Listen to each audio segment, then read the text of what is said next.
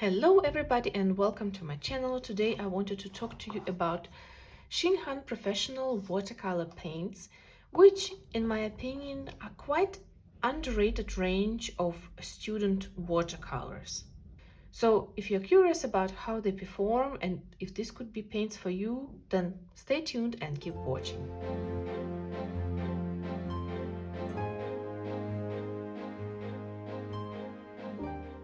I came across these paints quite accidentally. I knew about PWC line from Shinhan that is actually a professional line as far as I know. And this Shinhan professional, it's called professional, but I do sincerely believe that this is student grade watercolors. But you know, there were 13 tubes and the price was quite decent in comparison to other watercolor brands, also student watercolors. If you compare it, for example, with the Winsor & Newton Cotman set, for example, or even Van Gogh, I thought that it was worth a try, so I decided to give them a go. And let me give you a closer look. And these paints contain also black and white, so if you're not using these colors, then you have basically 11 colors, which is still quite a lot. And these are 5 milliliter, oh actually 7.5 milliliter tubes. And I can tell you that they actually don't go that quickly, so it's really good value for this amount of paint. But I must say I haven't tested the white that much yet, but I love this tiny tube. So when I do test it, I'm considering actually, if it performs well, to have it with me instead of white gouache, because then I can have this tiny tube, because it is smaller than any other tubes of white of gouache that they offer. So this could be it. And I do also use black actually quite a bit. I started using black in my paintings because I was watching one of the videos on YouTube where the artist said that it is actually quite ridiculous that we're not using black because it's a color that's used in paints grain, for example, that many artists use instead of black. So I decided, you know what, I'm gonna give it a go and see how it goes. And the colors that are included are brown, red, vermilion hue, yellow ochre, permanent yellow deep, lemon yellow, yellow green, viridian hue, very nice one, ultramarine, or how to say, sorry, now I'm interrupting myself, but I mean, it's a very nice color, but I would more say that this is phthalo green, ultramarine, Prussian blue, and violet. And as you can see, they even show the pigments in the back and also light fastness.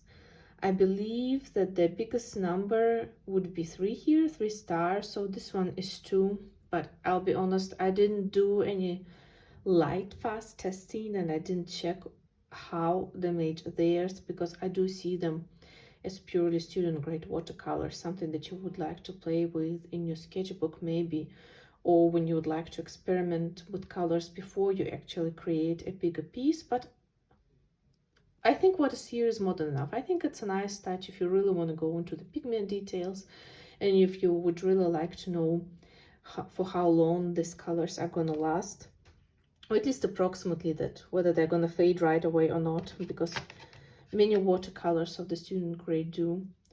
And yeah, there are quite a few colors that have light fast rating too. But I would say all in all, 6 colors out of 13, including black, have light fastness 3.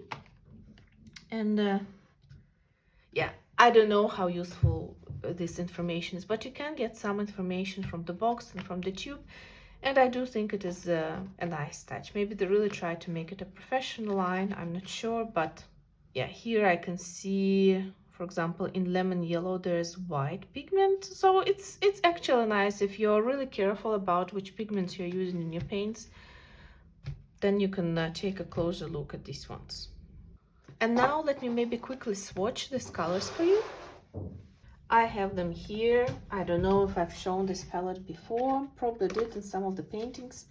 Here I have the actual palette, and as I didn't want to, you know, use a separate palette for this paint, so I just squeezed them here.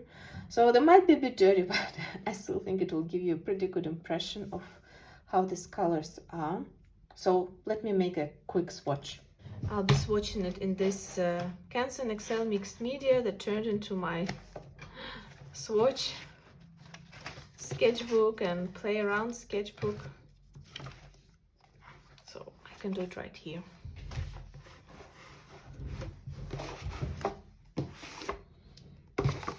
Make sure that you can see it.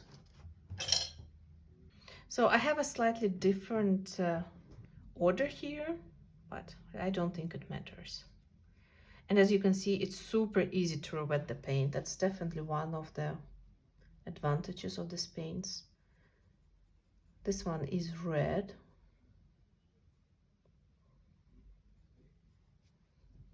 This one is vermilion hue.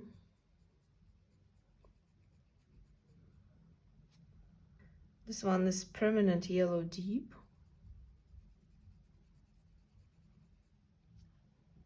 This one is lemon yellow.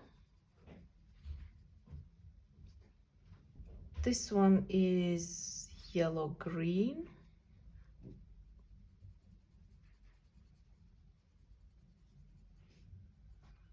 Then viridian hue. And as you can see, it's just a beautiful classical phthalo green. Ultramarine.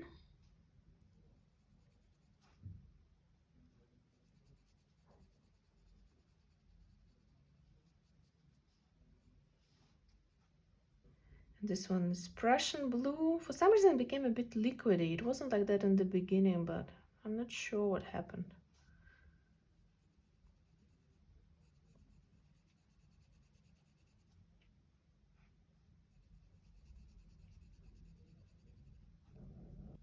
Then violet.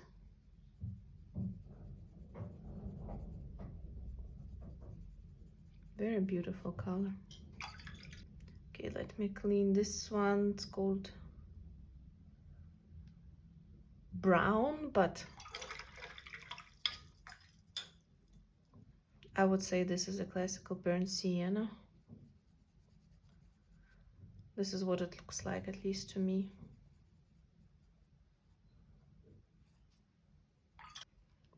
Yellow ochre.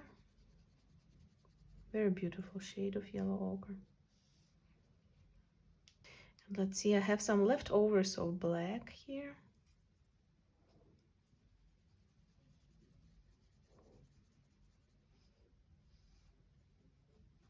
And actually, shall I give a go to a white color? I have my liner. It's probably not the best thing for the test of white though, but doesn't really matter. Well, it feels rather thick, I would say. It feels a lot like gouache.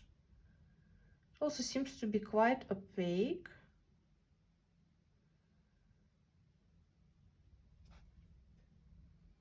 And of course it might lighten up as it dries, but I actually think for making some reflections, it could be more than good enough. And yes, I know it's small and the layer was very thick, but this is also how I use the white color. It's literally to add a couple of reflections. I don't put lots of white in my paintings.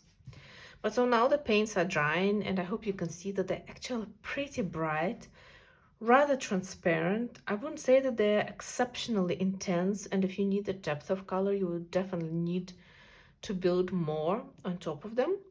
But I also sincerely believe that the best way to test the paints is to actually paint with them. So let's do it.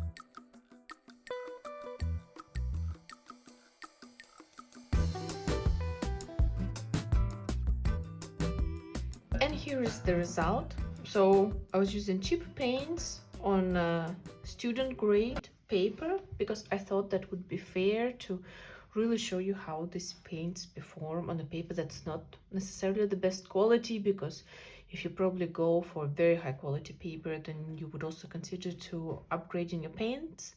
But you know, if you just want to practice and play around and this is what you have, then this is what you can expect, so to say. And there are definitely advantages and disadvantages to both the paper and the paints. And what I've noticed about the paints is that they don't mix that much, which is a disadvantage, but also an advantage at the same time, because I remember when I just started using watercolors, I was panicking a little bit when the paint just went all over the place. But here you get much more control over the paint, so there is much less possibility to make mud, that the wrong colors would mix together too much, like here for example when I added a little bit of blue on the sides. Though I did also use burnt sienna to prevent it, so I really tried not to overlap blue and yellow, of course, but still it could have gone much worse. But yes, otherwise, if you're not sure yet if you would like to paint more with watercolors or not, and you would really like just to experiment with colors, with the textures, because I think this paint also performed really well. If you would like to drop some water, I think it ended up in providing a very beautiful effect. So I really think they're actually pretty good. So in my opinion, this Shinhan professional paints, even though they're not professional, they are a little bit underrated.